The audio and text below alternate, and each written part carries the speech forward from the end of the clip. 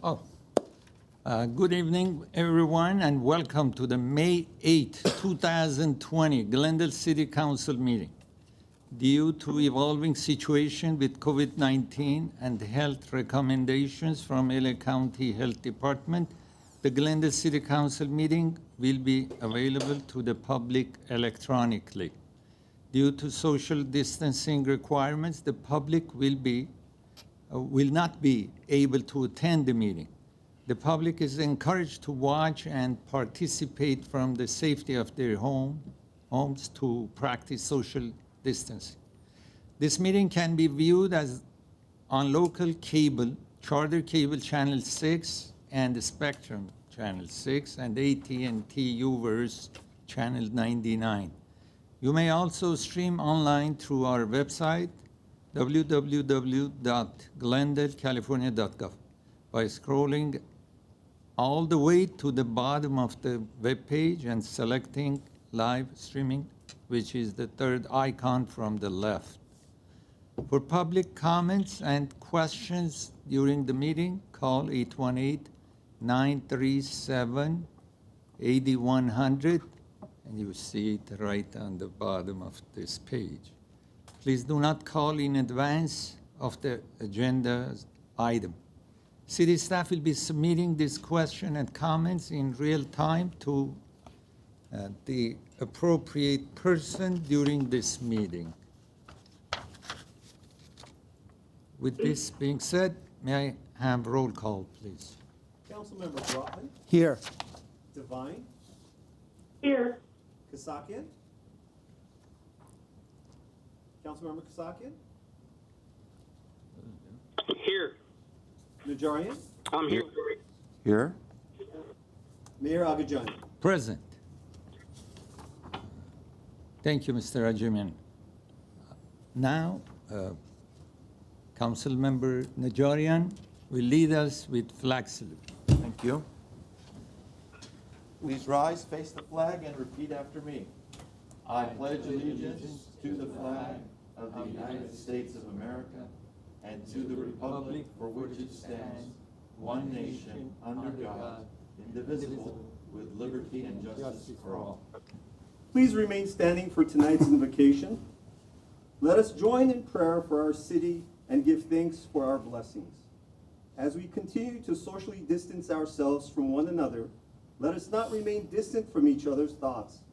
Let us pray that we work together to keep our community safe and give thanks to our healthcare workers who continue to serve our city and all persons involved in the care of those affected by this virus.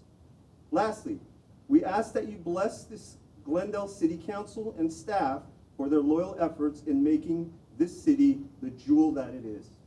We ask all of this in your name, amen.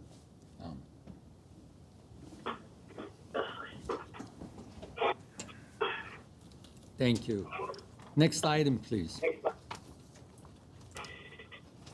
The agenda for the May 5th, 2020 regular meeting of the Glendale City Council was posted on Tuesday, April 28th, 2020 on the bulletin board outside City Hall.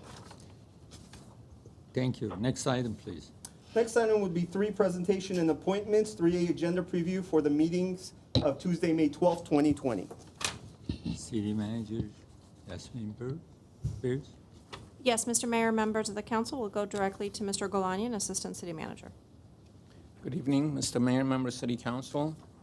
For May 12, 2020, we will have a special meeting of Glendale City Council commencing at 9 a.m. with a report from Administrative Services Finance regarding budget study session number 2 that includes summary of all funds by type, departmental dashboards, capital improvement program, and proposed citywide fee changes. For the Glendale Housing Authority, we have no business agenda items. We will have another special meeting of the City Council commencing at 3 p.m. Report from Community Development regarding 340 North Central Avenue, Stage 1 and 2 design review for a proposed 3-story commercial office building. For the regular City Council meeting commencing at 6 p.m., On the consent items, we have one item from Public Works regarding bid results and award of construction contract for the Lower Shoal and Nibley Park renovation projects. On the action items, two reports, starting with Community Development regarding slow streets and demonstration project opportunities to support COVID-19 social distancing measures and improvements to pedestrian and cyclist infrastructure, followed by Public Works regarding the tree maintenance services contract. Under hearings, Community Development regarding amendments to the Glendale Municipal Code relating to specific historic preservation-related code sections to clarify and enhance the city's designation, design review, environmental review, and demolition clearance processes. That concludes my report, Mr. Mayor. Thank you. Next item, please. B would be presentation Los Angeles Regional Interoperable Communication System, LARICS, additional LTE sites. Who will present this? Mr. Mayor, members of the City Council, there should be somebody from LARICS on the WebEx who will be making a presentation. This item, Mr. Mayor, members of the City Council, was brought to my attention and the police and fire chief's attention within the last 3 weeks as it relates to LARICS, which is the Los Angeles Regional Interoperable Communication System.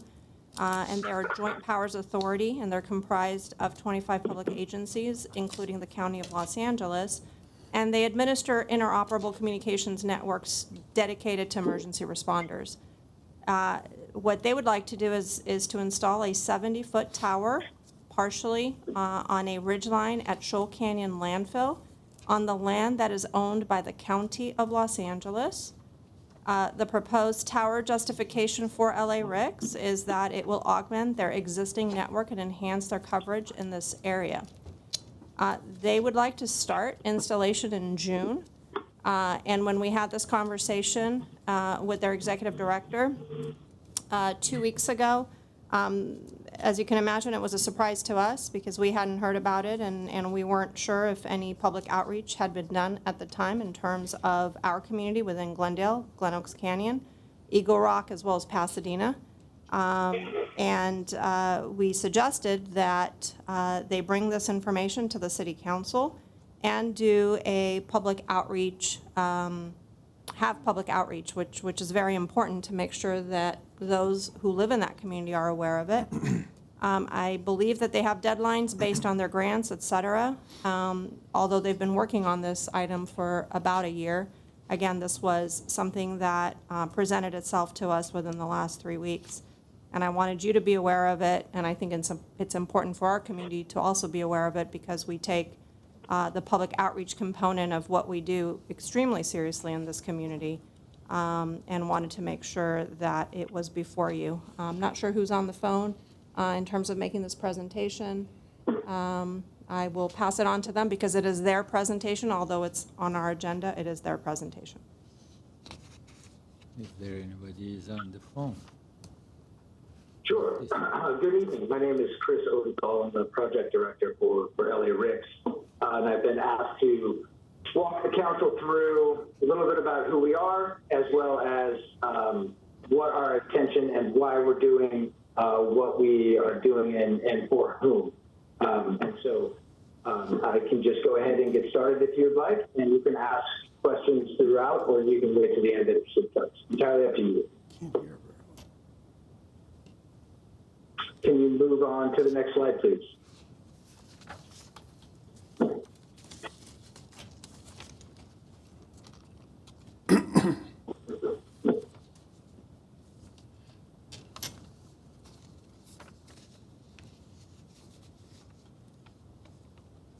Perfect, thank you.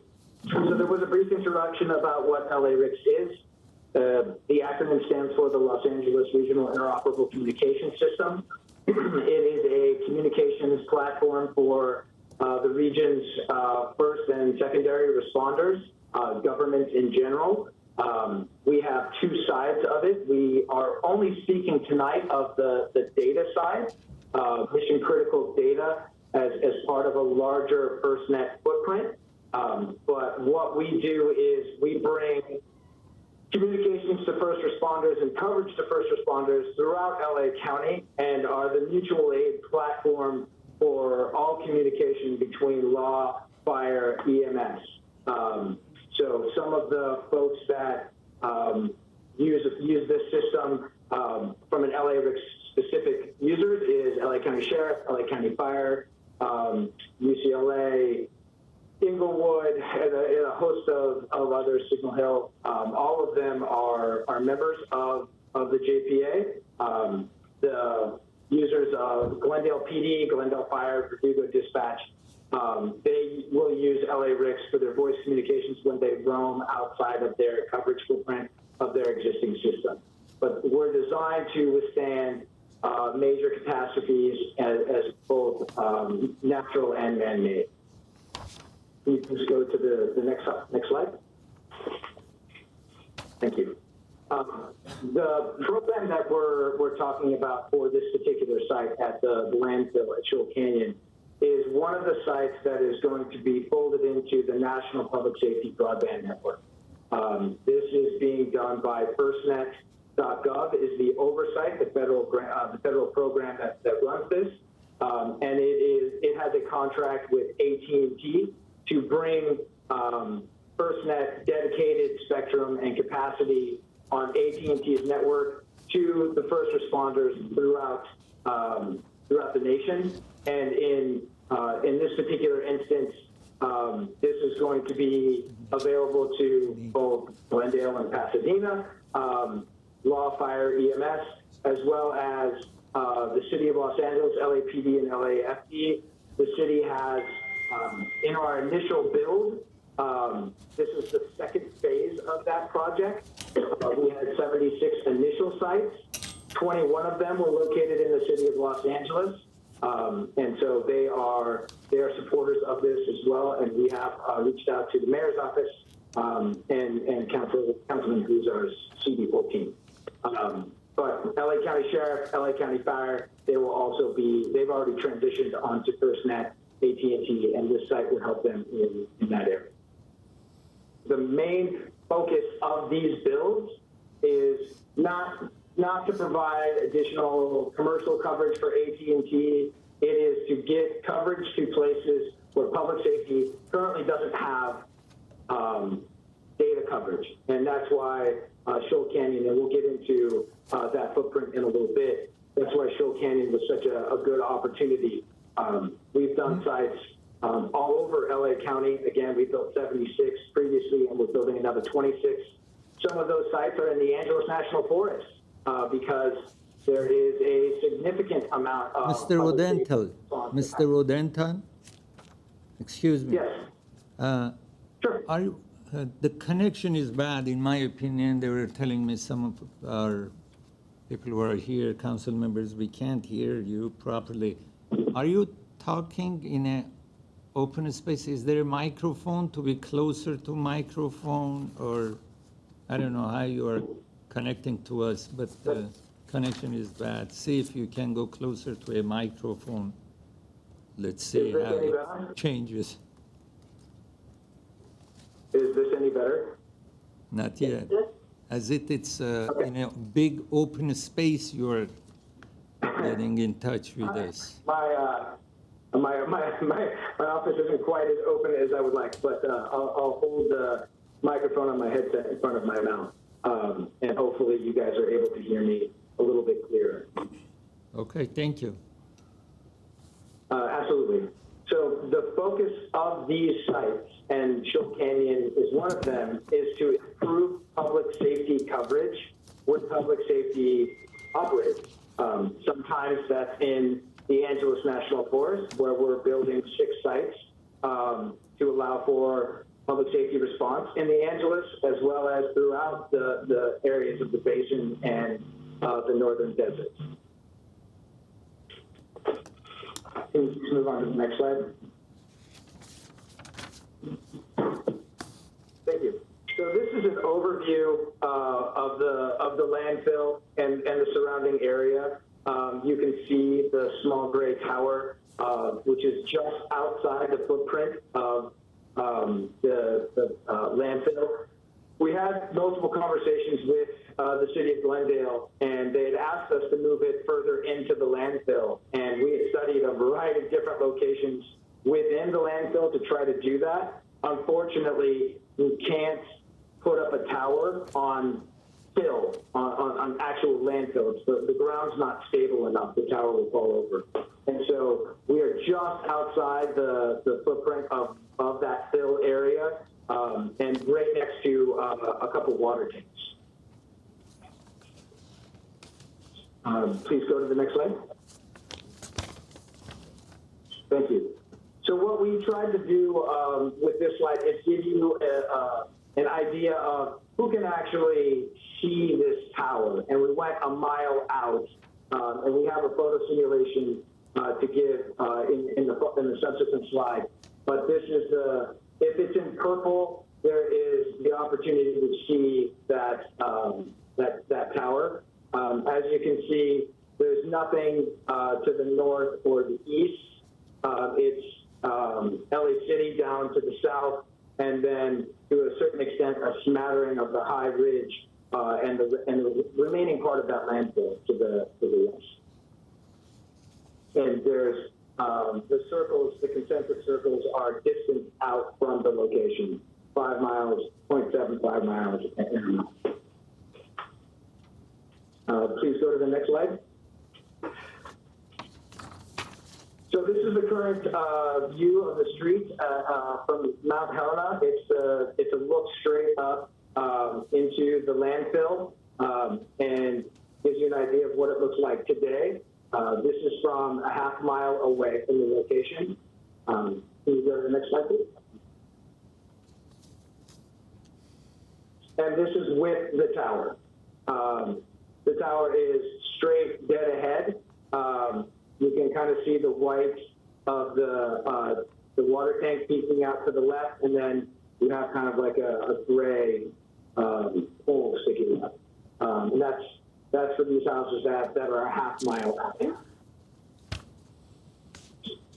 If you go to the next slide, you start to see it getting farther and farther away, and the ability to discern anything from the 0.75 miles and then further. If the tower will be located straight up from that stop sign, but as you can see, the water tanks are gone. You can't really notice any of the infrastructure from the landfill. That was visible in the half mile distance. And then if you go even further out, it's again a negligible view of just the landfill. And that's the next slide. And the location is straight above that blue roadside. If you go straight up to the hill, that's where it is.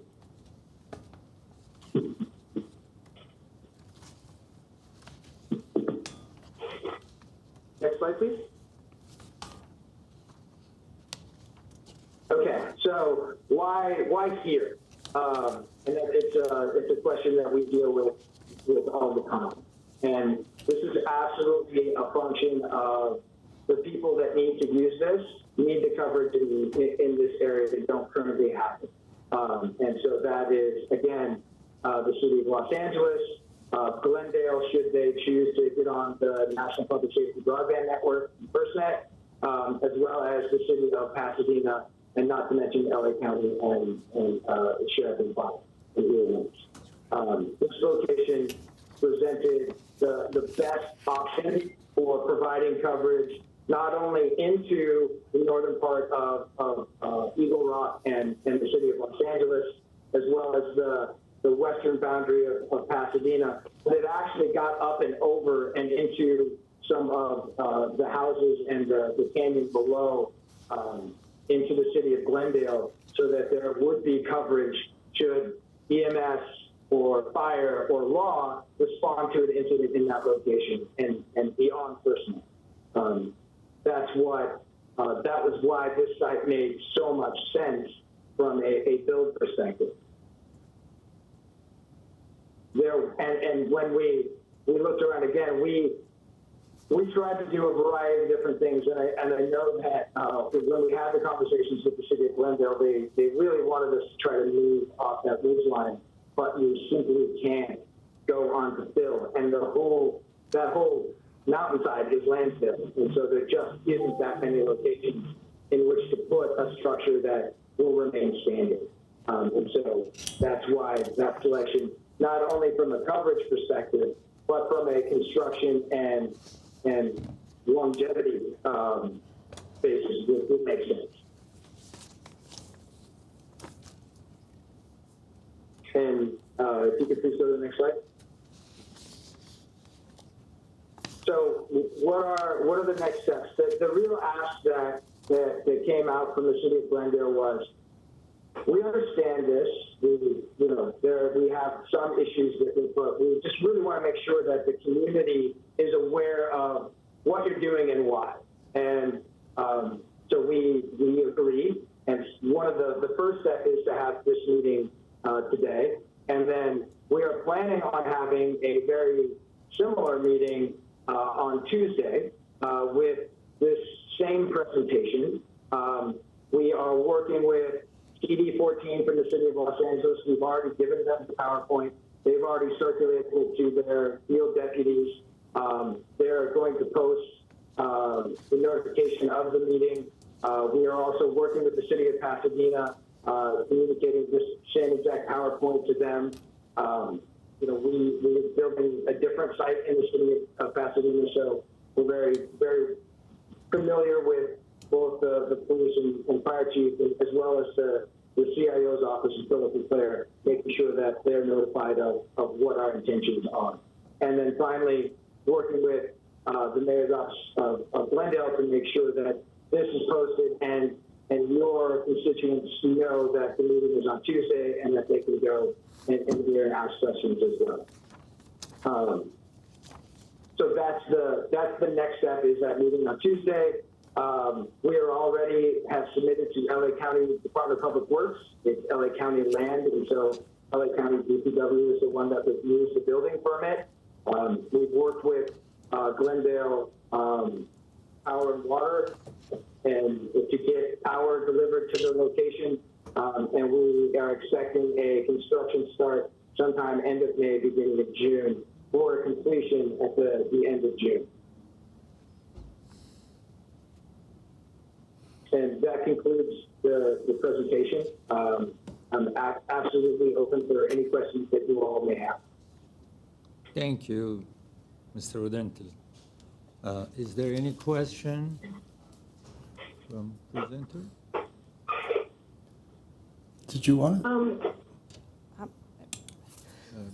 I have a question or comment to Councilmember Devine. Yes, please. I'm wondering about the timing of this notification. Do you usually wait until like 1 month before you're ready to construct in order to notify or to let, our Shoal Canyon residents are very important, and they're very sensitive to the location of towers, and as the whole city is, but to have this outreach, and I'm glad you're going to have outreach, but to do it at the 11th hour just seems like it's not the best way to handle a project like this. Is this your usual MO? So I'll respond, as straightforward as possible.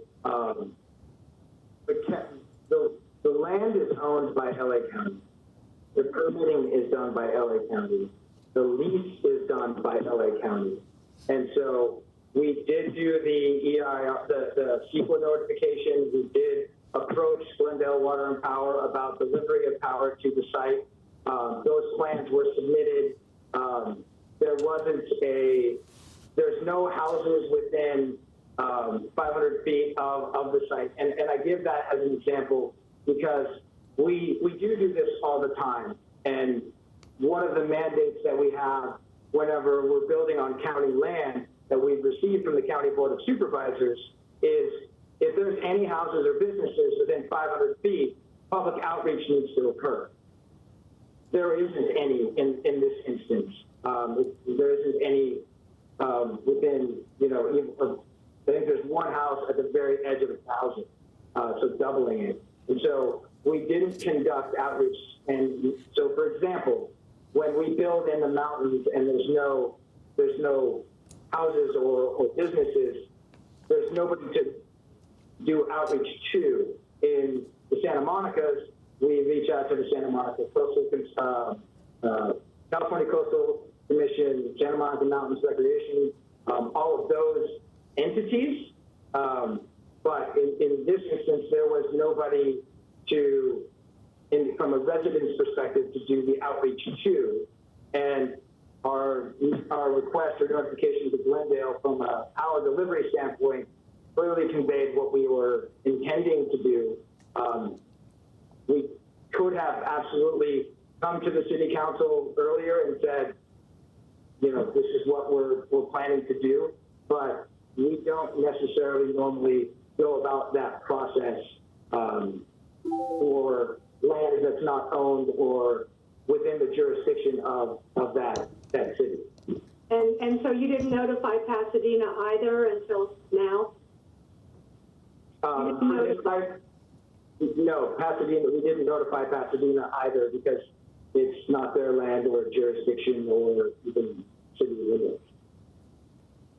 Mr. Mayor, if I may, and I know Please. Councilmember Devine probably has more questions, but if I may be direct as well, Mr. Odendahl, based on hearing about this 3 weeks ago and understanding that you've been working on this for about a year and understanding that this is on county property, and the only reason why you did come to us is because the Sands District, the Sanitation District, asked you to come to us to get our approval, and you thought that the conversation with me and the GWP manager, Steve ZURN, along with my assistant city manager, Rebecca Lanyan, we'd give you the thumbs up and it would be all okay and you can tell the Sands District and you can move forward. It doesn't work that way in the city of Glendale, unfortunately, or fortunately for us and our residents.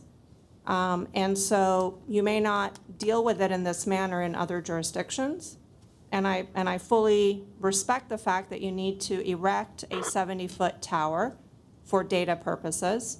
And in no way do I or the city of Glendale want to stand in your way, but there are certain things that we have to check off and make sure that our community members are aware when it's in their backyard.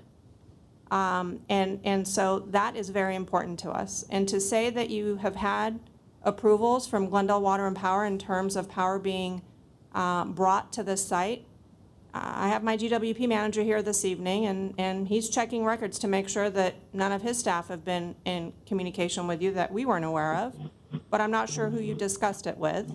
And if you have that information, please provide that to us.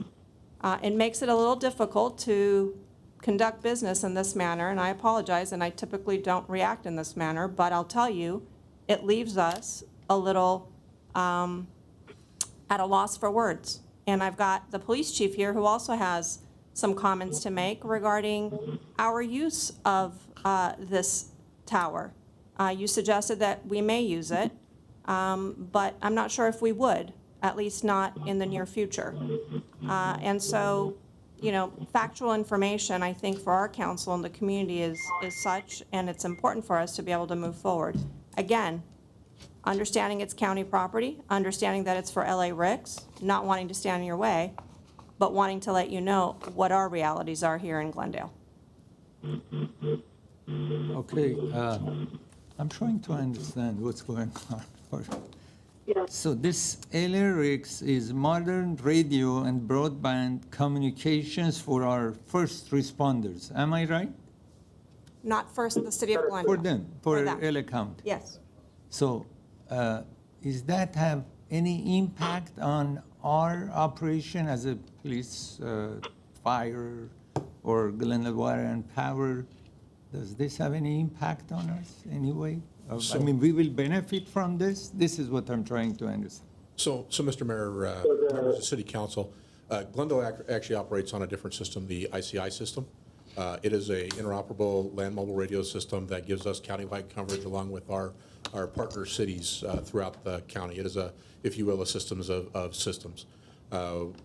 Eventually, as LARICS that has been working on building a countywide radio system, there will be interoperability between those two systems. They will connect at some point so that should we have a system failure in one part, we would be able to pick up, or they would be able to pick up on our system. That has not occurred. We are not hooked into their system at this time. For data at this point in time, we're not part of FirstNet. We're with a different service provider for our data needs at this point. At some point, I will say down the road, ideally, if the systems are built out, there will be interoperability between the system that if you are not on FirstNet and you're on another system, should something not work, the two would come together. But we are currently not with that system. So we don't have access to their system? Yeah, we're not on FirstNet and we're not on LARICS. We are on a separate interoperable system. So when we say this is for their first responders, so just will serve LA County? LARICS is designed to serve LA County, that's correct. I don't want to add to confusion.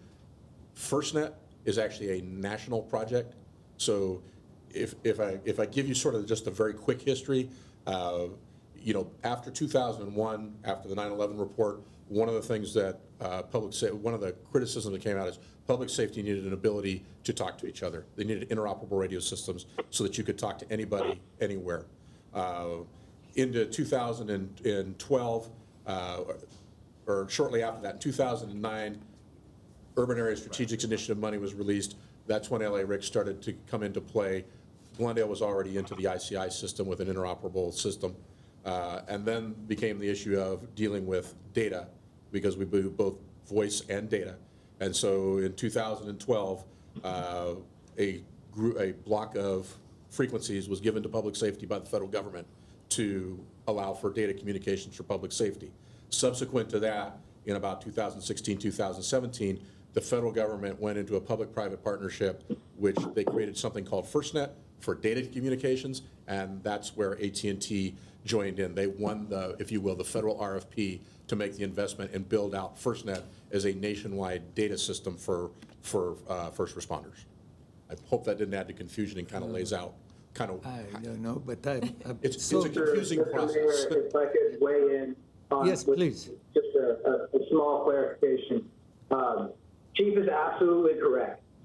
Glendale, Pasadena, Burbank operate their voice network on ICI. Amongst others, there's a whole host of other independent cities throughout LA County that operate on ICI. We're not talking about that network at all in this case. This is absolutely only a data FirstNet driven site. And so the LARICS LMR system and ICI and the interconnection between them don't play into this conversation at all.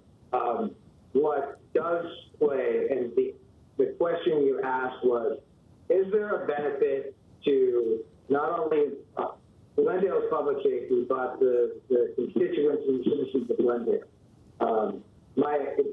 My answer is yes, there is. Anytime a law enforcement or public safety officer who is on FirstNet, which is the National Public Safety Broadband Network, which most, if not all, federal agencies, as well as LA County's law, fire, and EMS, will all be utilizing, as well as potentially the city of Los Angeles, LAPD.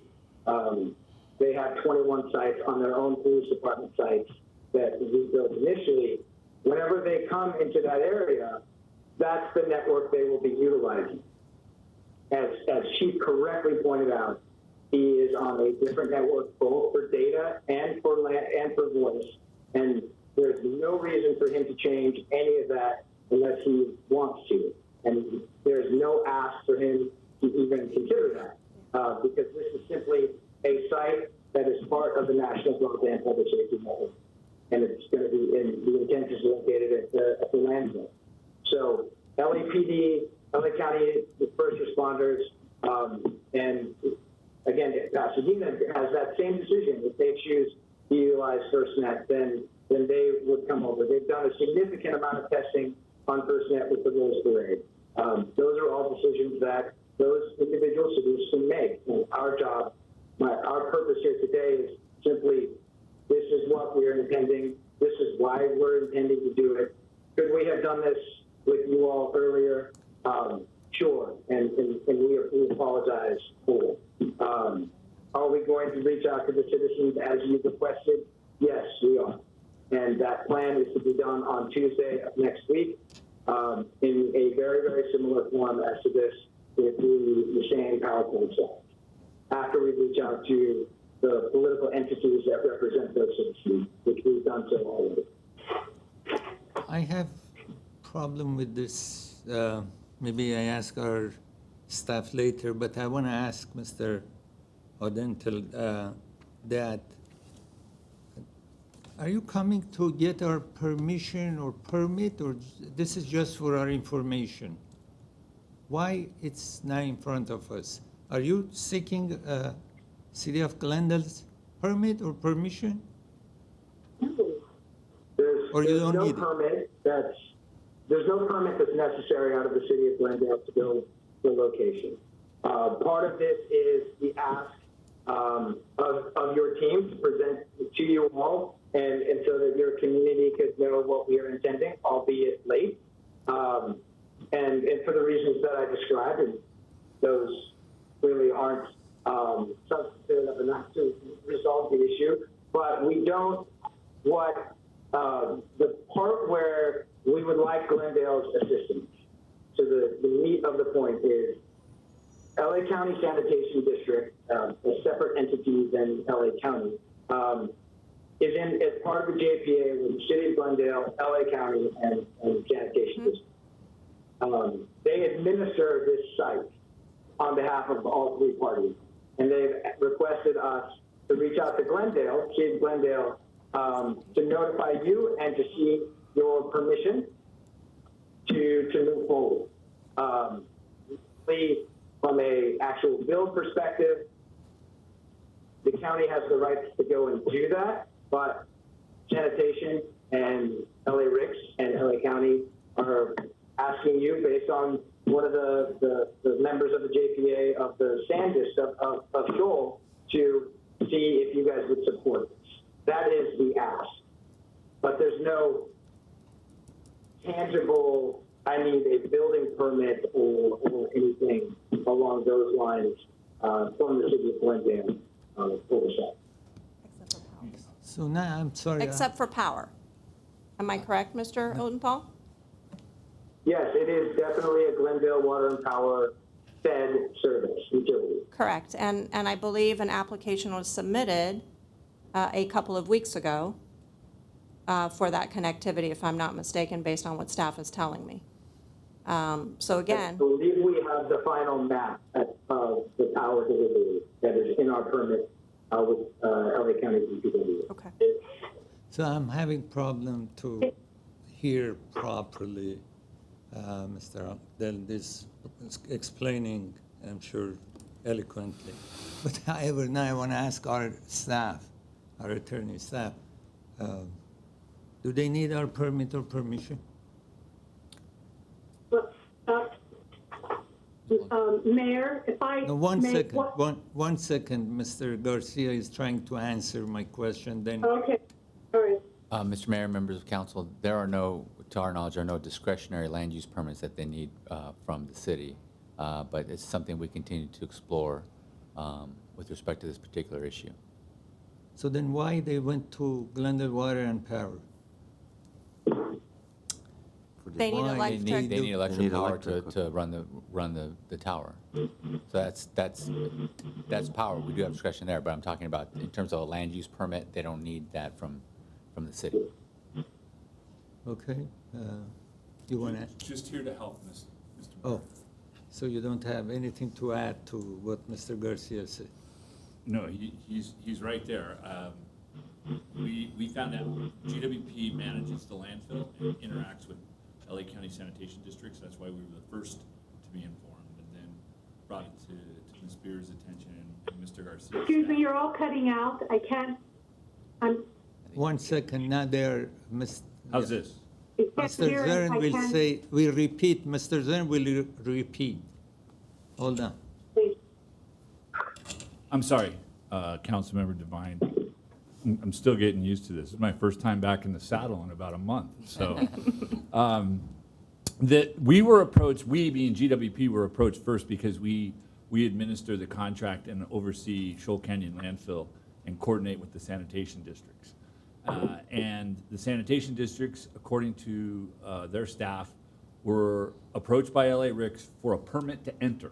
Because as the speaker indicated, LA County Sanitation Districts generally administers the site for the JPA members.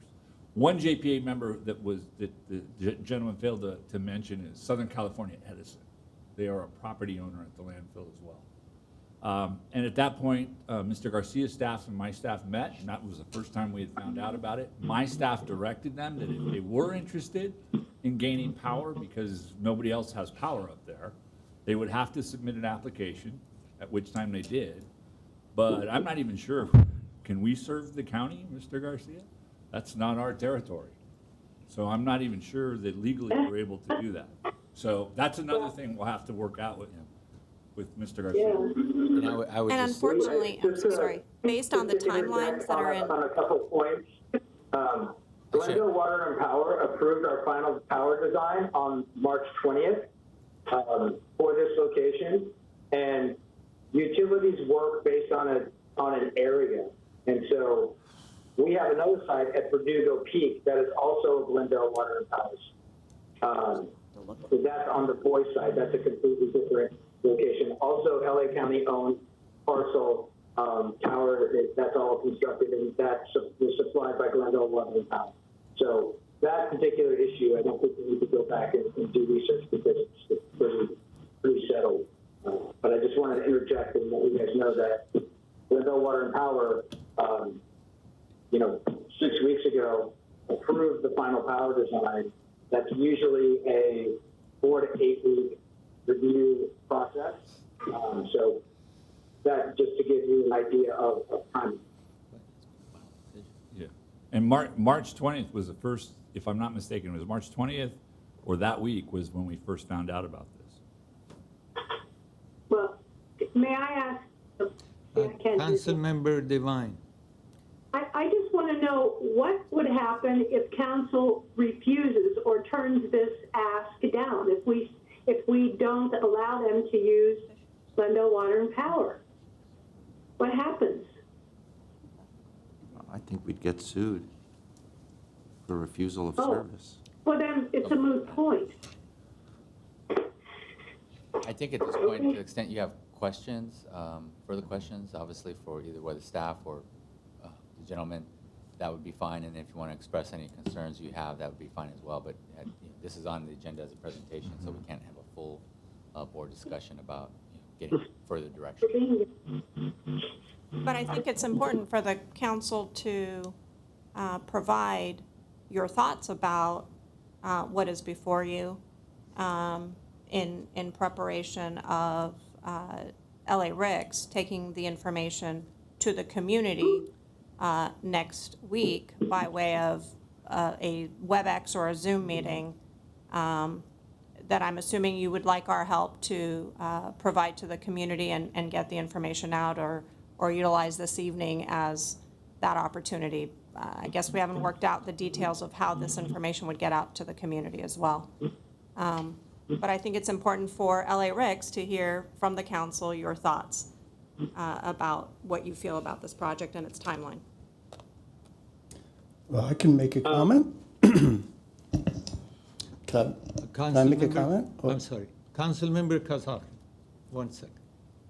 Yes. No, listen, I want to echo some of the points brought up by Council Member Devine and say that, obviously, I have concerns just generally with the whole approach that's been taken by LARICS in regards to this. I mean, it's in terms of coming into the city's backyard and having certain asks, but doing the outreach or adhering to the timeline that you have, given what everything else we're dealing with, is not something that makes me very happy, especially since in presenting this, it's somehow presented as though it would be a benefit to us when it's clear that it really would not be. So I have issues with it. I know our residents will have some issues with it as well. And I wish that you had approached this process differently. That's all. Can I make a, Yes, Councilmember Brotman. so, yeah, my colleagues are very polite.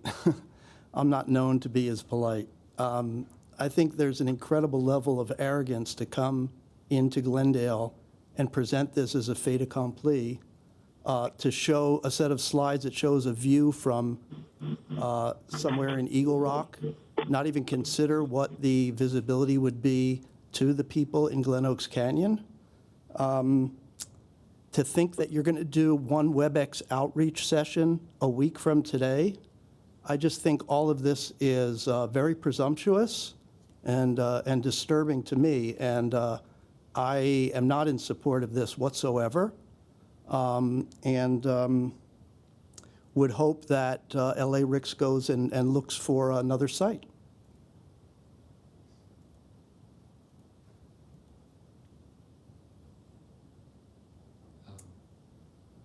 Are you okay? Are you finished? Thank you. Is there any more comments, whether from our guest or anybody in here? I don't have any calls, so now what, Mr. City Attorney, what's next? What we have to That's do? it. The next- That's it. I would move on to the next agenda item. Mr. Mayor. Okay, so this was for information then. Thank you. Thank you very much. Thank you for presentation. Okay. Thank you for your time, and be safe. Thank you. Thank you. All right. Thank you. Next item, please. Next item is appointment of board and commission member by Councilmember Brotman, Francesca Smith for Design Review Board. So, is there a second? Mr. Mayor, can I? Yes, I want to please, make go a ahead. statement. So, yes, Francesca Smith is on WebEx, and I see her there.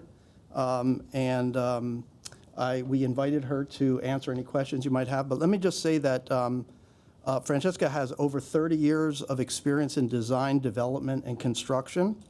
She holds a master's in real estate from Columbia University. She's done design review work for places ranging from Carmel to Los Angeles, Pasadena, Beverly Hills, and Vallejo. Besides working on projects in many locations, she's worked on a wide range of project types, including apartments, condos, single-family houses, transit and transportation projects, recreation facilities, schools, and museums. She's also worked on developing design guidelines for various agencies. Design is in her blood. Her mother was a design professional and supposedly a tough cookie. We're really, really fortunate to have somebody with her talent in our community who's willing to serve in this way for free. So I am very excited that she is willing to do this. I think she'll be a huge asset to the Design Review Board, and I hope to get your support. Thank you. Ms. Smith, you want to say a few words? Comment on anything? You're welcome to do it at this time if you wish to say anything. Ms. Smith, can you hear You me? can hear me. Can you hear me? Can you hear me? Yes. Okay, great. Thank you. Thanks so much, Mayor and Councilman Brotman. My name is Francesca Smith. I would be honored to serve the City of Glendale on the Design Review Board. Glendale Design Review is an essential component of encouraging a thriving development process and should support our community's image. I look forward to constructive collaboration with staff and applicants to ensure that appropriate, well-designed designs comply with urban design policies and ordinances to meet the needs of neighborhoods and of the larger community. Successful design can provide economic and environmental benefits, improve quality of life, and enhance neighborhood character. Calling on my extensive experience in finance, development, and design review, it would be my pleasure to serve the city in this essential component of the development process. Thank you. Thank you very much. I guess I need a second, right? Need a second for a nomination, but it's been the Second. practice. I'll second it. And you have a second? Okay. So we vote on this now? Yeah, unless the council has any further discussion or debate, Any comment? No? So take the roll call. let's take care of it, okay? Councilmember Brotman, Yes. DEVINE, Yes. KASSAKHIAN, Yes. NAJARIAN, Yes. Mayor Agajanian. Yes. So what's next, please? D would be appointment of board and commission member from Councilmember Brotman, Ted Flanagan, Glendale, for Glendale Water and Power Commission. So again, we have a very top-notch candidate for our Water and Power Commission. Ted is the founder and president of EcoMotion, which is an energy and environmental consulting firm based in LA. He founded this firm almost 20 years ago. In fact, the city recently hired EcoMotion to advise on setting up our Office of Sustainability. Ted started his career with the New York Power Authority and then went to work for Rocky Mountain Institute and eventually moved to LA to work for Los Angeles Department of Water and Power as Director of Energy Efficiency. He publishes regularly on energy and environmental issues.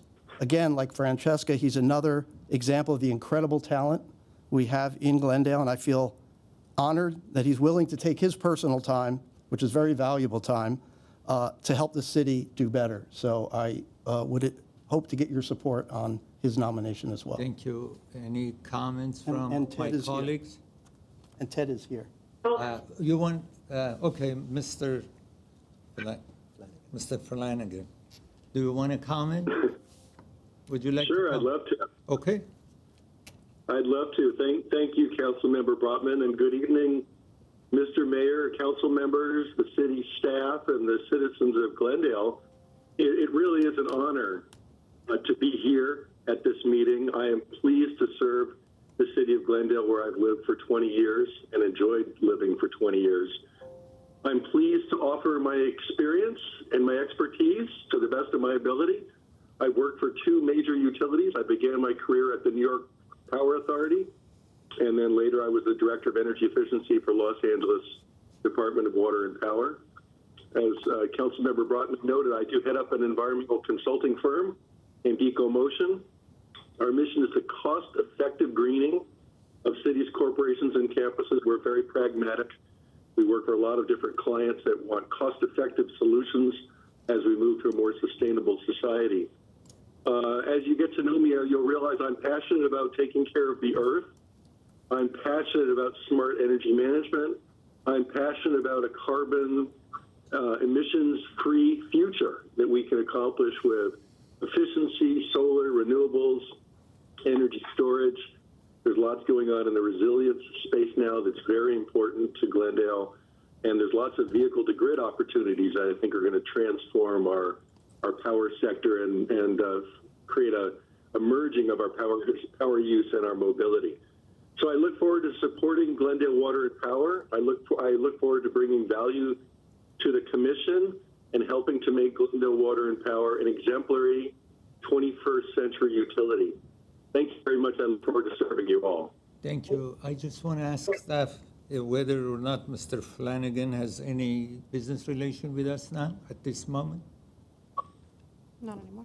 No, not at this time. He, Okay. I'll he second did, the he nomination. did, but no longer. All right, roll call, please. Councilmember Brotman, Yes. DEVINE, Yes. KASSAKHIAN, Yes. NAJARIAN, Yes. Mayor Agajanian. Yes, thank you. Next item, please. Item E, appointment of board and commission members by Councilmember Kasakian, Stephen Matier for Planning Commission.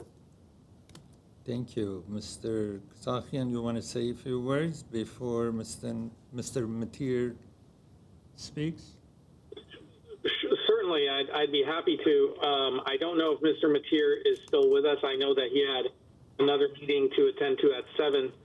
But it is my pleasure to nominate for approval for this council to approve Mr. Stephen Matier to sit on our planning commission. Mr. Matier is someone who lives obviously in Glendale as is required, but he was also born here. He has a very, I think, appropriate background for what I believe we need on the planning commission. He has undergraduate studies at University of California, San Diego in urban studies and planning with a minor in environmental studies, and completed his master's at UCLA in urban planning. And he has used his education to work in this field, working for the Los Angeles County MTA, for working for currently the city of Glendora as a transportation superintendent. And I think that he will be net positive for the city, bring valuable, appropriate experience to this body. And with that, I would like to present to you the nomination of Stephen Matier, and also say that, unfortunately, even though he could not be here, I have recorded a brief interview with him about some of his beliefs, positions, ideas that I will be posting on my social media. This is independent of any official city action that we normally do with our boards and commissioners, but in the spirit of transparency and introducing some of these faces to the public, I will be posting that at a later time. So thank you. Thank you. I'll second that nomination. Sounds like a Okay, good one. roll call, please. Councilmember Brotman, Yes. Devine, Yes, Kasakian, Yes. Najarian, Yes. Mayor Agajanian. Yes. So now we are on consent items. Is there, okay? 4 would be consent items. The following are routine and may be acted upon by one motion. Any member of the council or the audience requesting separate consideration may do so by making such request before motion is proposed. I'll move the consent calendar. Is there a second? second, Second. Okay, roll call, please. Councilmember Brotman, Yes. Devine, yes, Kasakian, Yes. Najarian, Yes. Mayor Agajanian. Yes. Next, please. Next item would be city council and staff comments. Any member of city council have any comments? I have a comment. No. Councilmember Najarian. I'll just be brief. I was thinking about suggesting that we discuss the appropriateness of forming an ad hoc health commission for the city. However, I did have a discussion with the city manager, and she has convinced me maybe to go a little bit more slowly on that. I would look forward to any comments that anyone has, whether they think that would be an appropriate idea, and perhaps we can deal with that just a little bit later in our course of governance of the city. My proposal would be it be not a permanent commission like one of our charters, but ad hoc, comprised of medical experts who could advise the city council on issues such as alcohol, tobacco, drug abuse, pandemics, public health issues.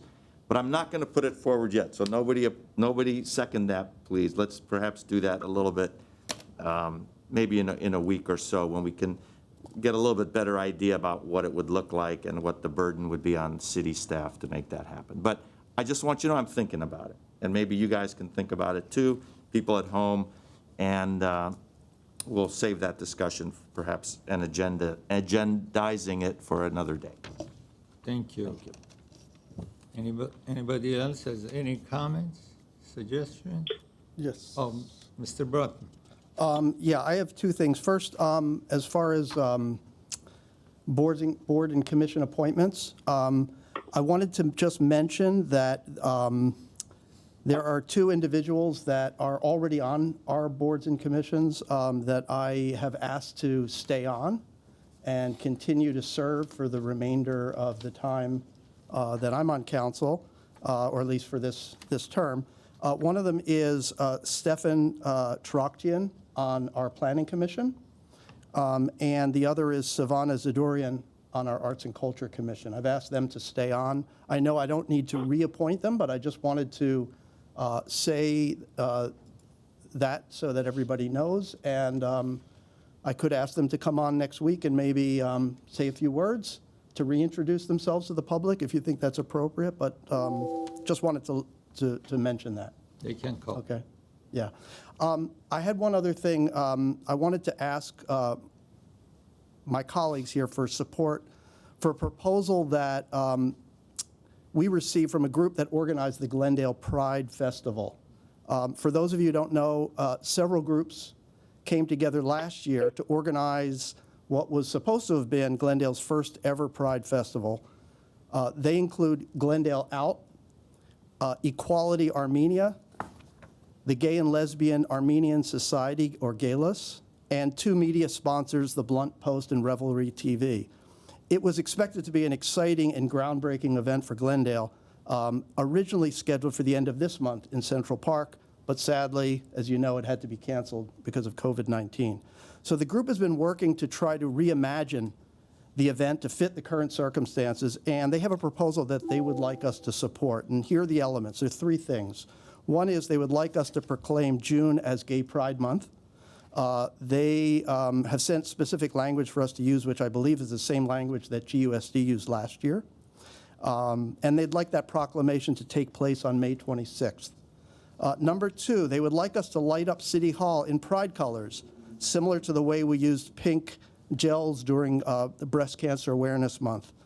This would occur for the entire month of June, and I think they made this request earlier when they originally were planning the festival. And these gels, I guess, are very simple to buy, and they cost $30. You put them over the light, and you can project. And then finally, they would like us to support their social media campaign from May 28th to May 30th. I want to just say that as the father of a non-binary child myself, somebody who is in a long-term relationship with a transgender man, I know how marginalized and vulnerable this community feels in general, and especially within Glendale sometimes. So I think it's very, very important we do everything we can to support these requests, and I would ask for a second to bring it back to council for a decision. I'll second that. I'll second that. Thank you. What's that? That's it, okay. Now, I would like, anybody else has any comments? Yes, Mr. Mayor and Council. Yes, Councilmember KASSAKHIAN. I would like, thank you. There's been a lot of talk since this pandemic about helping our local businesses, particularly with the restaurants. I know the city staff has spent quite a bit of time in promoting Takeout Tuesday days and other promotions that could support them. But one of the issues that a lot of the restaurants are struggling with is just, meeting their margins and being able to stay afloat. Certainly, although the meal delivery services provide help somewhat, in many instances, the margins they charge, the percentage they charge, makes it very difficult for these restaurants to stay afloat, especially during these difficult times. Sometimes it can be upwards of 30 to 35% of the full ticket of the meal goes to one of these third-party delivery service apps, applications that people use to have meals delivered. Now, some cities in the Bay Area have capped the amount that can be charged in their cities by these third-party delivery apps.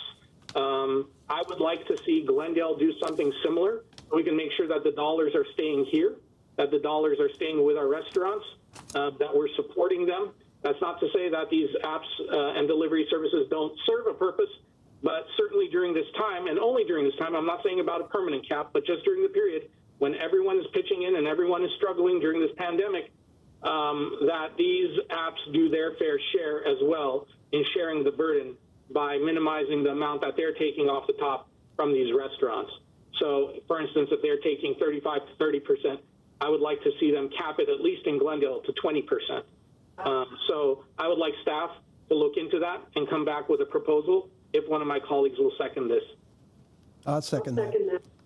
Okay, so you have the second. Okay, now. Thank you. Thank you. Now I would like to take any calls from the public as it relates to community events announcement.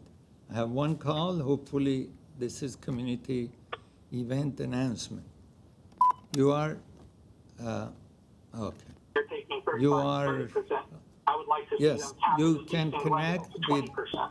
mayor and city council members. Hello. You are with mayor and city council members, please. Thank you so much, Mayor Al-Gajani, and I appreciate it. Good evening, Mayor and council Good evening. members and city staff. My name is Rick Leno, and I'm here tonight and hopefully asking to receive a little extra time because I just found out that I'm going to have to speak on behalf of two organizations. First, I'll keep my comments brief as I have sent a letter to council dated May 4th, 2020. I first speak to you tonight as president of the Greater Downtown Glendale Association, and I'm asking you on behalf of our association to please vote tonight to reconsider and review and possibly even rescind or significantly modify your resolution regarding commercial rent relief and deferment, which was modified on the 14th of April. Please know that I've had dozens of comments from our property owners in the district that are small family-owned properties and landlords who must pay their mortgages even though with your good intention of deferral and then extension to 12 months have basically made it impossible for the landlords to receive any funding whatsoever from the rent, including from the businesses that are up and functioning. And it's really important that we ask you on behalf of our district. We've sent you quite a few letters and correspondence, and I want to make my comments brief so as to allow you to hopefully get home and enjoy a little time relaxing with your family. I'm also speaking tonight on behalf, first my role as president of the Greater Downtown Glendale Association. I am going to switch a little bit in a completely separate and distinct role. I'm senior vice president at Caruso. And Rick Caruso himself had asked me to share comments on his behalf as unfortunately he had several obligations all at the same time this evening. First, on behalf of Caruso, we join with others, including the Greater Downtown Glendale Association, asking City Council to vote to reconsider your previous action, which allowed commercial tenants a 12-month rent payback period following the coronavirus emergency. As Rick has expressed many times, we must all support small business. It's the core of our American economy, and that includes small commercial property owners and landlords as well. Small commercial property owners represent over 60% of those who own property. And those people are the same folks who decided to assess themselves for the betterment of the Greater Downtown Glendale district. They're paying their own way, not using city funds to clean the city streets, to promote and to give money to charity. Small commercial property owners really are the backbone of our city. A 12-month rent payback period will be devastating to small property owners in this city. They simply can't survive without rent because they have to pay their mortgages. And there is absolutely nothing on the immediate horizon to help pay those mortgages. So thank you all for your contributions to our city and your attention to this important issue. And I ask on behalf of both organizations that you seriously consider this evening. Thank you so much for your time. Thank you. Thank you very much. You are on the air with city council members and mayor. Hello. Hello? Yes, you are on the air. Good evening. I will keep my comments short. My name is KASSAKHIAN. I'm calling in tonight on behalf of the Armenian National Committee of America, Glendale Chapter, the Armenian Cultural Foundation, Glendale Chapter, as well as the Glendale Youth Center family of organizations. And the reason for my call was twofold. First, to inform and update the Glendale City Council about some of our activities that have been going on in light of the COVID-19 pandemic, and also to ask for future resources and assistance in order to help us further this work. For the past 6 weeks since the outbreak of this pandemic, we've rallied volunteers and resources and repurposed them in order to meet the needs of some of the vulnerable population in the city of Glendale. And what we've done is we've set up a community hotline where people can call in for food and supply assistance. To date, I'm proud to say that we've helped nearly 500 families in the city of Glendale with that assistance. We get about 100 calls a day, ranging from everything from questions about tenants' rights to unemployment assistance, claims assistance, all the way to mental health resources. And we're doing our best to try to not only direct folks towards existing city, county, and state resources that already exist, but actually get out there and meet the needs of a lot of our community members. So like I said, the purpose of my call and comments was to inform and update the City Council on these activities. I want to specifically thank Mayor Varej Alajanyan for visiting the Glendale Youth Center the other day to see firsthand, as well as Council Member ARDY KASSAKHIAN, who also visited and helped pack some of the goods that we get out to families. And I invite any of the other City Council members to come by and check it out. But also, like I said, as county and state resources become available, please keep us in mind. We'd love to continue serving our communities and getting to the folks that need it. Thank you very much for your time. Thank you. Thank you. Can I make a comment? Yes, Councilmember Devine, yes. Thank you, Mayor. Thank you, Mayor. I just want to compliment them on the work that they're doing at the Recreation Center. It is fantastic, and it started with a small group, and they have done a wonderful activity and for the community. And I have supported this in other ways. I haven't been there, but I plan on going one of these days. But thank you all very much for all that you do. Thank you. Thank you. Thank you. The caller, you are on the air. Hello, good evening, Mayor and City Council members. The City of LA has extended the rent freeze for 60 days after the end of the local emergency period because the current financial times have put a great strain on all renters. The food has increased, daily expenses, and I urge the City of Glendale to continue to follow their example. In the past few years, landlords have already taken advantage of the new apartment developments that have invaded our city, and with no excuse and without losing any sleep have increased our rent. With the exorbitant rent increase, many landlords bought 2 or more properties off the backs of renters. Nothing has increased as much as our rent. Their mortgage did not increase, but our rent did.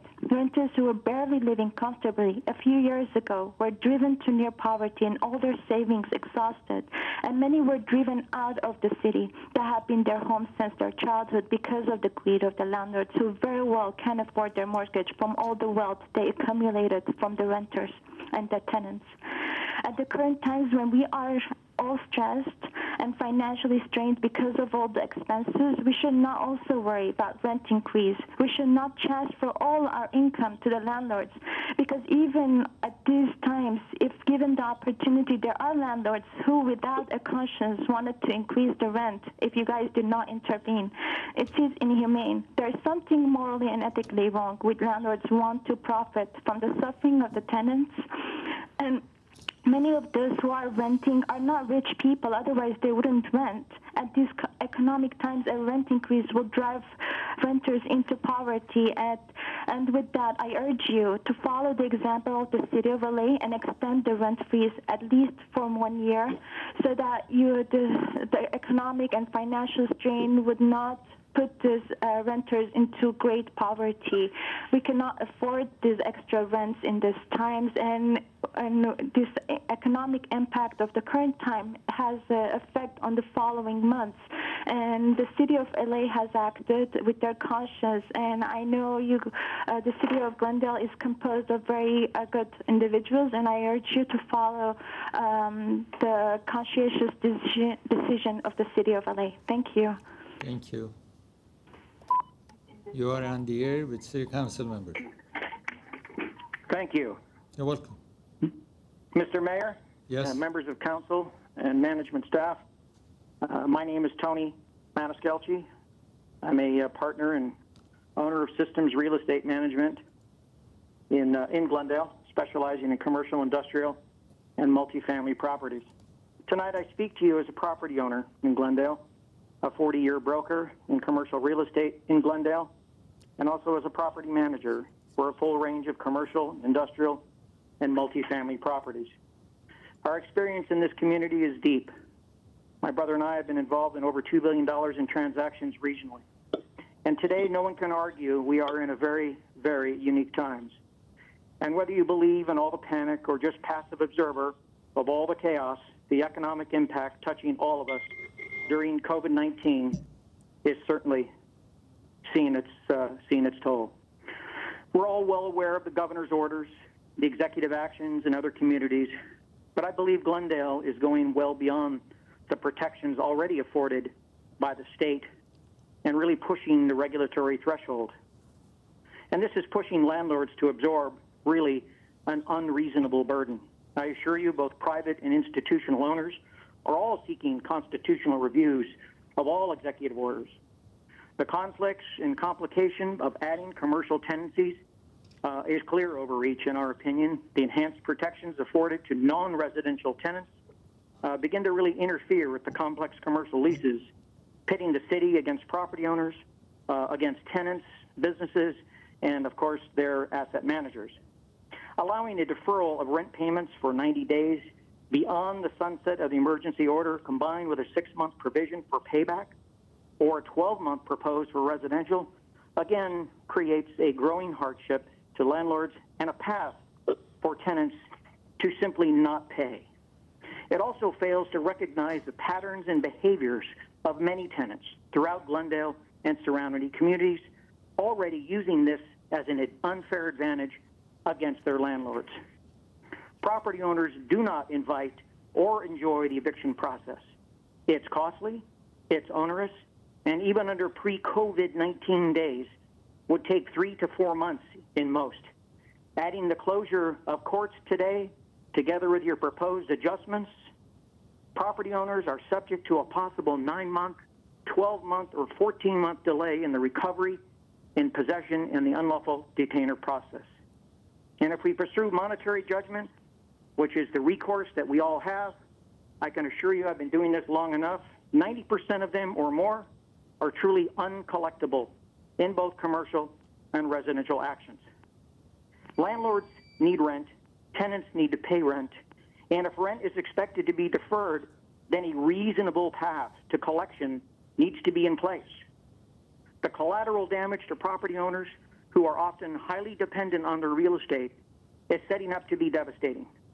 Clients retain our firm for a variety of reasons, but one is their age and inability to carry out some of the most basic tasks. Our owners are small individuals, family enterprises, and small corporations. We have elderly, we have sick, we have handicapped clients completely dependent on the performance of their real estate. Much of the revenue of these assets that we manage go for long-term care, medical expenses, and or assisted living facilities. Needless to say, I don't need to go into the financial and emotional impacts to this demographic. It's past the 3-minute mark. I have already given all of you the realities of our court system in my letter dated yesterday, and to suggest that it's a challenge is an understatement. I simply respect your path. I respect everyone's position, and I request that you reconsider this amendment and to reconsider a better path, a more equitable path for all parties to live with each other. Thank you We very have much. tenants. Okay. Thank you. Thank you very much. Appreciate you. it. Good day. I just want to read email from Ms. Phyllis Kim. It says, on behalf of all of grandmas, the Comfort Women victims and their supporters, we would like to convey our deepest gratitude for your hard work to protect, of course, this is to all council members, to protect the people in Glendale during these difficult times. As a community organization promoting human rights and justice for women and the vulnerable, we are proud of the city of Glendale stands strong in solidarity with grandmas. With the help of our supporters, we would like to make a small contribution in the city's efforts to protect its citizens.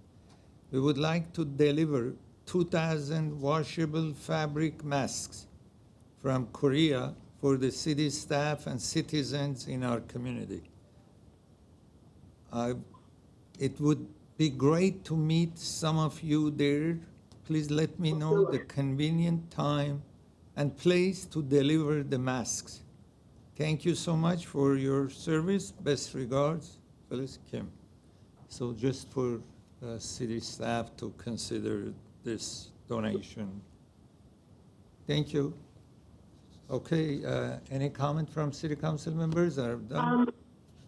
No more. I have a comment, please. Yes, please. Mr. Mayor?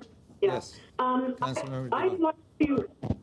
like to ask for a second to bring that issue to council on the 12-month delay of rent payments, especially involving large commercial entities. I think maybe it's time for us to look at that.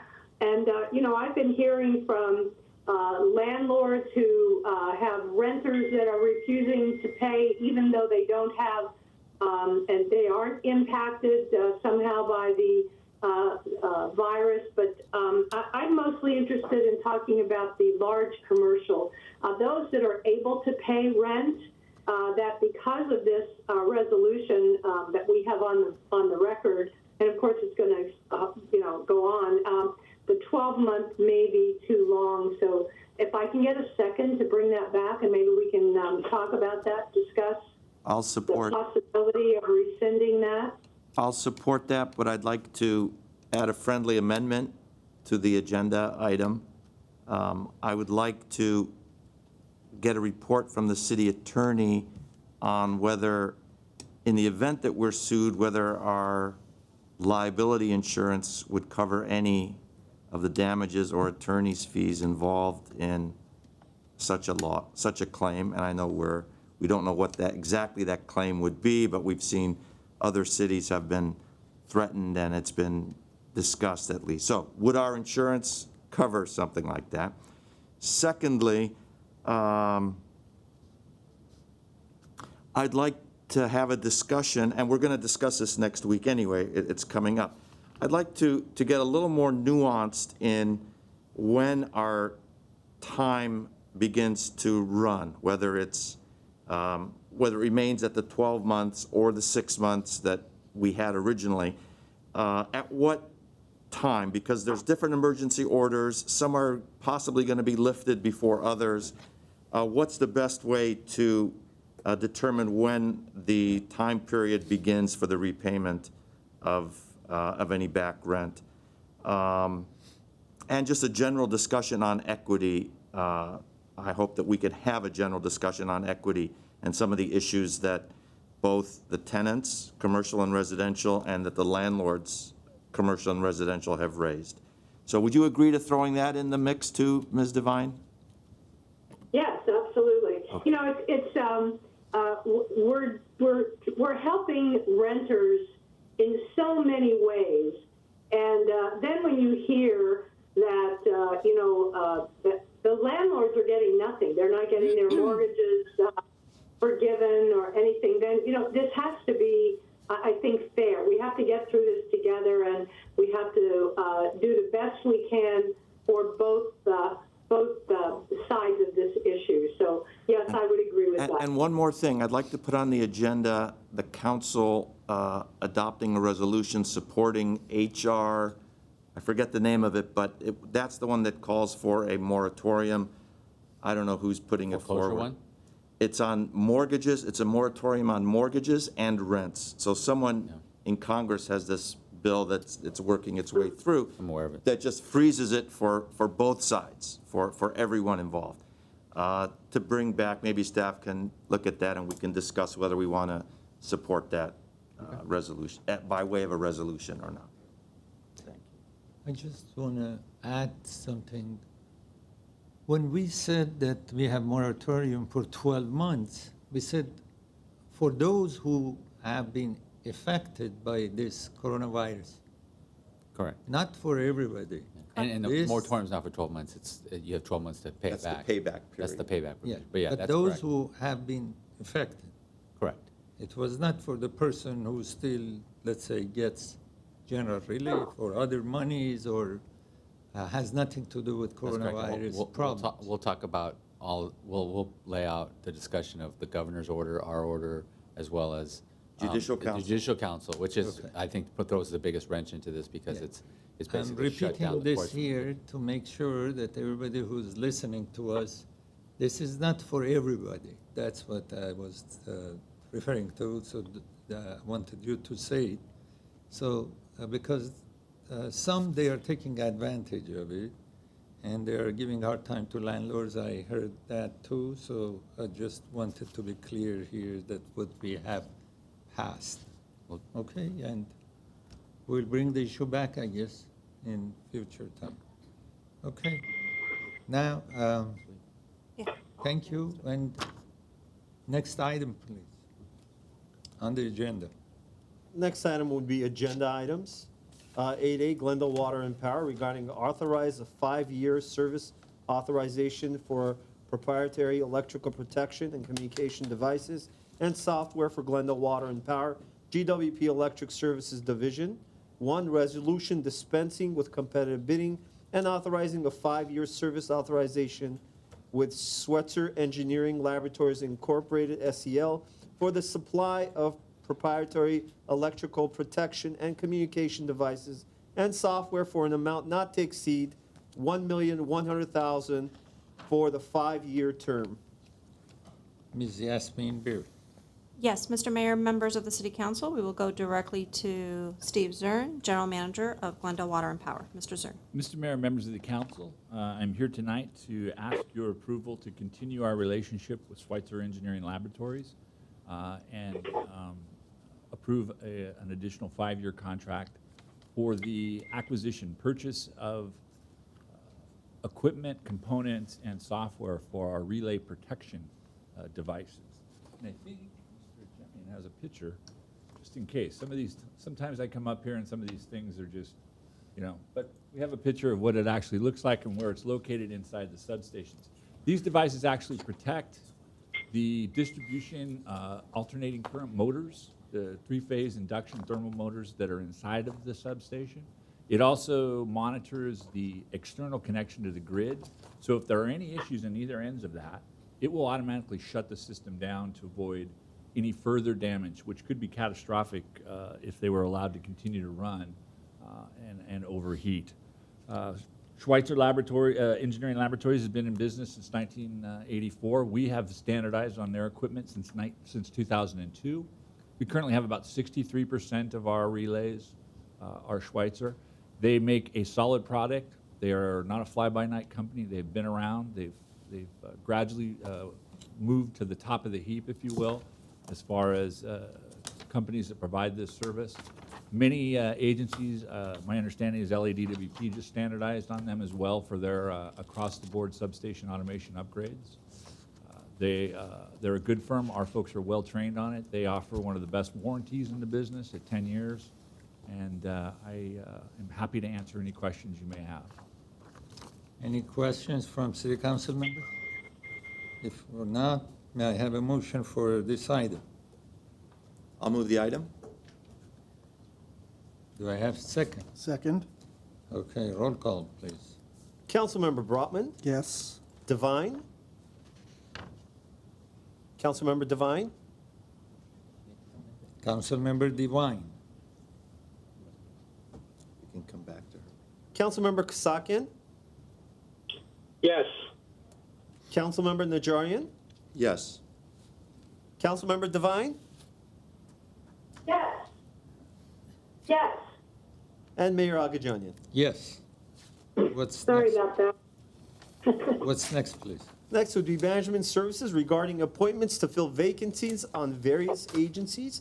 B1, motion appointing an individual to serve as a commission member on the Burbank Glendale Pasadena Airport Authority for the remainder of the unexpired term ending May 31st, 2021. 2, motion appointing an individual to serve as a board member on Metropolitan Water District Board of Directors. 3, motion appointing a council member to serve as Glendale member on the California Contract Cities Association Board of Directors and appointing another council member to serve as Glendale's alternate board member. 4, motion appointing a council member to serve as an alternate board member on Eco Rapid Transit Board of Directors. 5, motion appointing an individual to serve as a committee member on the Santa Monica Mountains Conservancy Advisory Committee. Thank you. Okay, for the first one, for commission member on the Burbank Glendale Pasadena Airport. Councilmember Devine, Yes. I'd like to nominate Councilmember Najarian to fill that position. Do I have a second? Second? Yeah. Second. Okay, we have second. Roll call, please. Councilmember Brotman, Yes.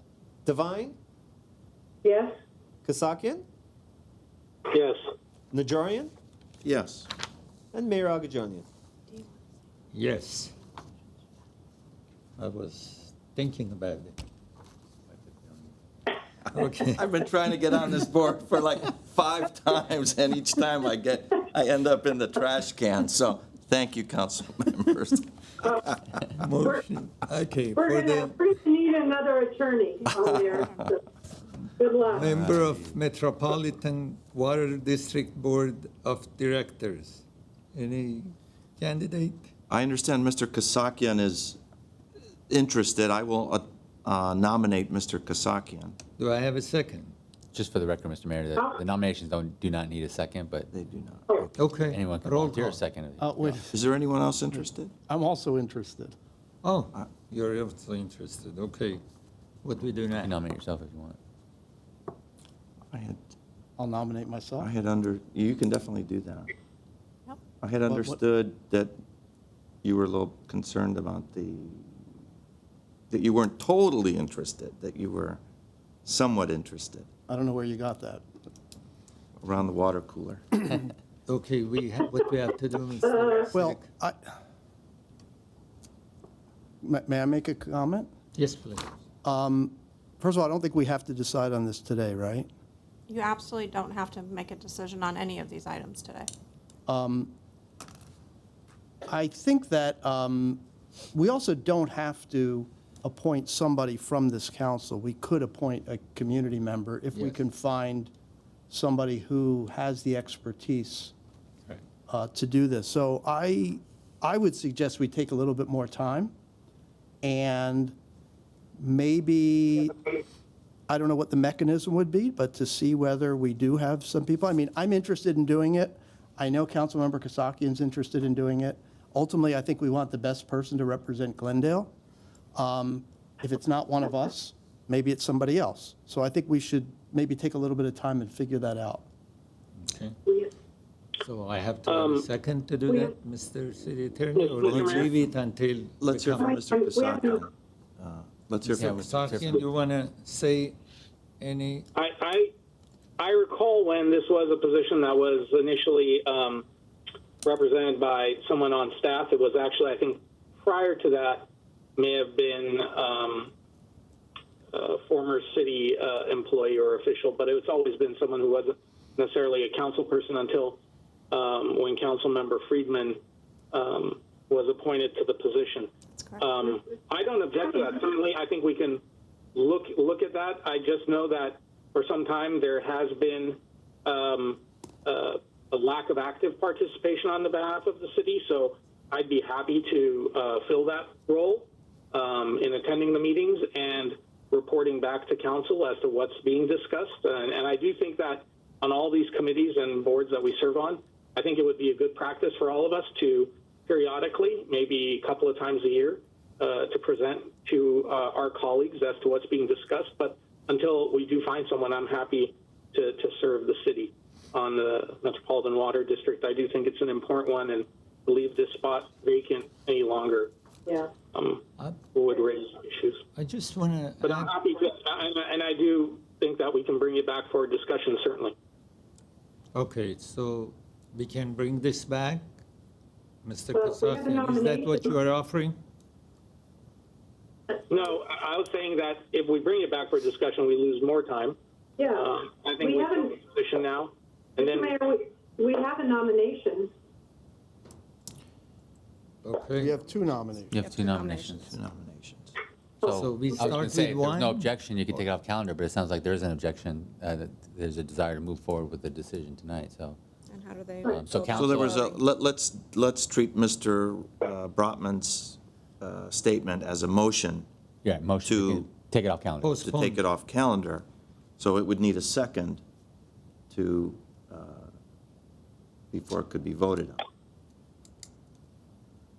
Do we have a second? So we have to go forward with the first. So, okay, we had the Now, this would not nomination of- foreclose, just so we're clear, this would not foreclose what Mr. Brotman and Mr. Kassakhian are talking about, is perhaps if there was someone else who would be a better fit, that at that later point, we could put that person in. Is that correct, Mr. Kassakhian? I don't want to put words in your mouth. no, absolutely, absolutely. But I I want to said that- mention here that this is a position which Zari Sinanian was appointed, Yes, and I guess he participated in few of the meetings, and then at a later time, Vartan Karpetian was appointed to that seat for a very brief time. Short time. So he was the commissioner also. It's not that we invited from outside. I know years back, we were bringing experts from outside to appoint the person to the commission or that position. But recently, all the council members are occupying the seats. So anyway, so there is a nomination and there is a second, I guess, also. So Yeah, just for the record, there's two nominations, that's what I heard. And then, so, once we. two nomination. Two nominations. Brotman. Two. Brotman. Councilmember And Kassakhian. I know, but Kassakhian. there was no second. Do we need Yeah, a you don't need a second? second for the nominations. You need a second to continue the item, to basically table it for further discussion. There's no second for that, so it sounds like the council's going to go forward on a vote. Yeah, that's what. The nominations don't need seconds, though, so those two nominations are put forward. So the vote, when it comes to the vote, then the council member, as each council member is called, they'll have to name the candidate that they want to appoint. The only other thing I would note that we will put it so that the term of the appointment is for the term of the council member's service. Yes, to expire. And then that way it's clear, that way that there doesn't have to be a formal resignation. And then again, council will have the opportunity to make a change later on down the road if they identify somebody else from the community that they want to serve in the position. Okay, sounds So good. we vote on nomination now? Correct. I mean, if there's no more discussion or debate, Mr. Mayor, then then you can direct the city clerk to take the roll. Okay, so roll call for nomination of Mr. Kassakhian. No, if I may. So the roll call would be for the appointment of the person to serve as the city's MWD rep. When the roll call is called, each council member will vote for whether they vote for Mr. Kassakhian or Mr. Brotman. And then if they're, then you'll go based on the majority vote. So you'll have to make a statement in terms of the Right, name. we'll give a name. Each Like person what, will give a all name. right, like what we did for nomination, Mr. Jim. Correct. Right. Okay, so let's do it now. Exactly. Councilmember Okay. Brotman, I guess I vote for myself. Okay. I'll vote for myself. Devine, Kassakhaian, Kassakhaian, Yes. Kassakhaian. Najarian, Kassakhian. and Mayor Agajanian. I guess he has it, so I vote for Mr. Kassakhian. So he has it. Congratulations. So next item, motion appointing a council member to serve as, I'm sorry, reading on your behalf. Okay, go ahead. Motion appointing a council member to serve as a Glendale member on the California Contract Cities Association Board of Directors and appointing another council member to serve as Glendale's alternative board member. I'll You can- nominate Councilmember Brotman, if For you what? would like. Contract cities. Contract cities? Contract cities. And so I'm really- Contract City, do you know, do you Yeah, understand I'm what not they do? interested. It's a very dynamic group, and they do have discussion on policy issues, and you get to meet a lot of the local council members. I know that if I might, the Arroyo Verdugo. Steering committee, or no, Power, JPA. JPA. JPA. That's something I would be interested in doing. We'll put that on next week's agenda. I'm 2 weeks. 2 weeks. Our I'm less apologies, we interested left it off in of this. contract cities, to be honest. Who wants Contract Cities then? Mr. Mayor? How about No. the mayor? How about the mayor? No, not the mayor. How many meetings do they have? Do we have our staffer here? Yeah, he's checking. It depends how many times They're you go. monthly meetings. Monthly. Doesn't matter. If they don't go, what's the difference? They used to have great seminars where, They do. you know, you can get your AB 1234 and Monthly. monthly. Everyone don't jump at the opportunity at once. Mayor Agajanian, members of the council, the Contract City Association Board meets once a month, and their meetings are held on the first Wednesday from 6 p.m. to 8 p.m. So that's the reason I don't want to be in any of those. That's Well, I my have a TV proposal. time. Kasakian, how about, I have a since you did proposal so that- well last time, how about That this one? Ardy needs to take it, take one for It's the a team package because he deal. got, because he It's a got package water. deal, Kasakian. Yes, if you Sure. Why don't you looked for the other one, take this one too. Okay. And the alternate, you want to make a separate And- motion on that, or you want to do it as one motion? We need an alternate. I'll nominate myself as alternate. Good man. Okay, Okay, so. let's roll call. Motion, yeah, motion for Councilmember Kasakian to be the representative for the contract cities and for Councilmember Najarian to be the alternate. So, roll call. Councilmember Brotman, Yes. Devine, yes, Kasakian, Yes. Najarian, Yes. Mayor Agajanian. Yes. What's next, please? Get already prepared. Motion appointing a council member to serve as an alternate board member on the Eco Rapid Transit Board of Directors. Okay. I'd like to nominate Councilmember Brotman if he's interested. So this is I don't know if you're up to I know, speed. I've been to their meeting. I've been to Okay. one of their meetings. So, I mean, it's a rail line that's funded at least partially, and it's, Yeah, to Union Station. Right. And Yeah. should be continued to, Phase 2 Yeah. is north, but Not in our lifetimes. That's how long. that's maybe true. That's how long Not our you- lifetime. Oh, especially my lifetime. it's an alternate position. Take it, If take no it, one, Dan if no one Brotman. else is going to do it, I'll take one for the team. Okay. So, Council Member Brotman accepted this position. Okay. So roll call. brilliant. Councilmember Brotman, Yes. Devine, Yes, Kasakian, Yes. Najarian, Yes. Mayor Agajanian. Yes. What's next, please? Motion appointing an individual to serve as a committee member on the Santa Monica Mountains Conservancy Advisory Committee. Mr. Brotman, I Councilmember nominate Devine. Mr. Brotman. I I would like to nominate Rafi Manukian, our Oh, city Okay, treasurer. Rafi Manukian. All right. Rafi Yeah, and Manukian. I would second, I guess we don't have to second, Yeah. but I would, Rafi Manukian, is he here? Yeah, that's why I didn't see him. Oh, there he is.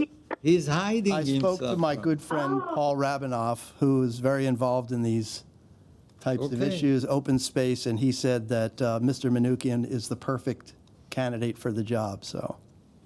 He's All got right. tracks, he's got tracks up and down those mountains. So Right. You still bike ride, Oh, Yeah. patrol, don't you, every weekend. Mr. Manukian? He's our eyes out there. Okay, he's We good enough for appreciate me. Okay, roll call, please. Councilmember Brotman? Mr. Mayor, Yes. Yes, have Councilmember Kassakhian.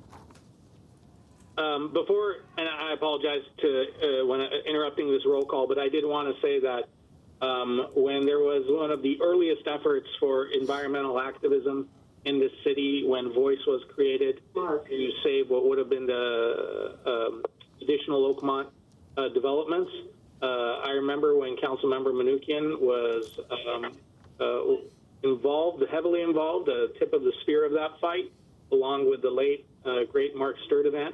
And it was thanks to their efforts that they were able to engage the Santa Monica Mountains Conservancy to help set aside and preserve that land for generations to come.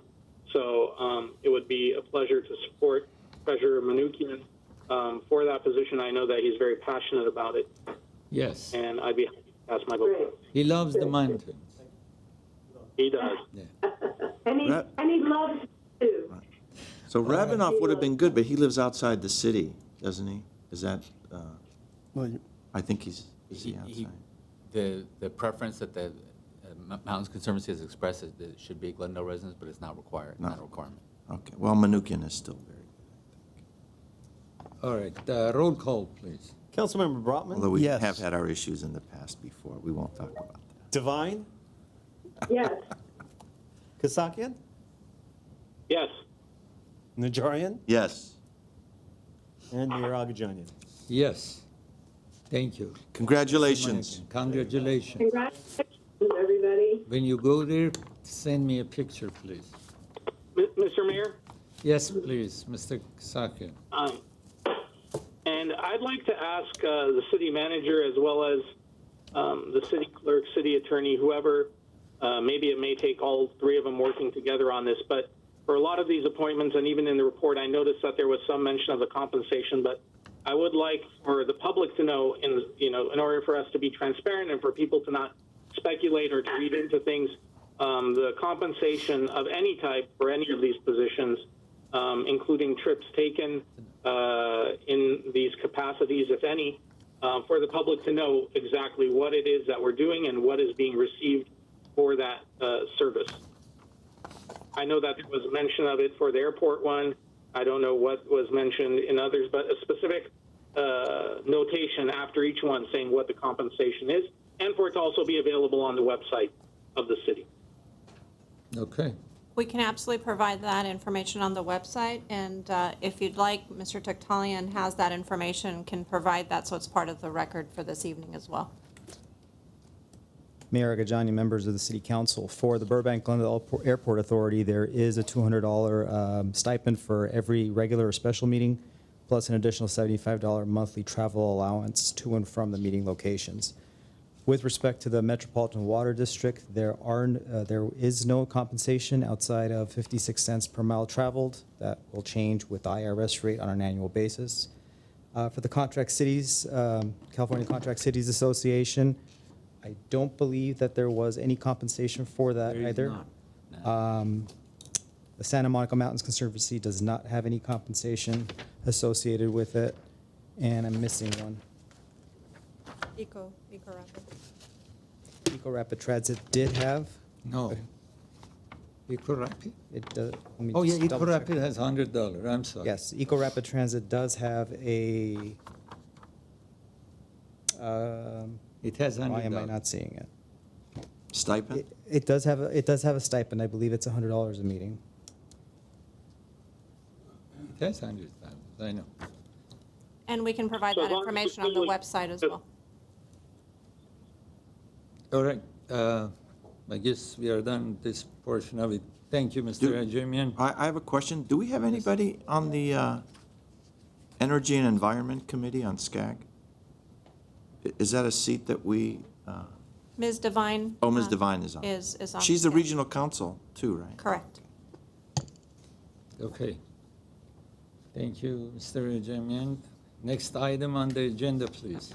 Oral communications, discussions is limited to items not a part of this agenda. No. Council may question or respond to the speaker, but there will be no debate or decision. The city manager may refer the matter to the appropriate department for investigation and report. Okay, I have no phone calls in here, so what's next item? We think we should probably just wait a few seconds, maybe 30 Okay, seconds. we'll because wait. People can't call in until the item's read into the record. So public can call in here and connect and raise questions or statements. We will wait for a few seconds, hopefully. somebody Mr. will Mayor? call. Yes, please, Mr. Kazak. I know that normally we make this request at the beginning of the meeting, but would it be appropriate now to request that we adjourn this meeting in the memory of Dr. Genoyan? That's what I was going to do after I would finish this part, but I have a statement also to make. But however, there is no calls in here, so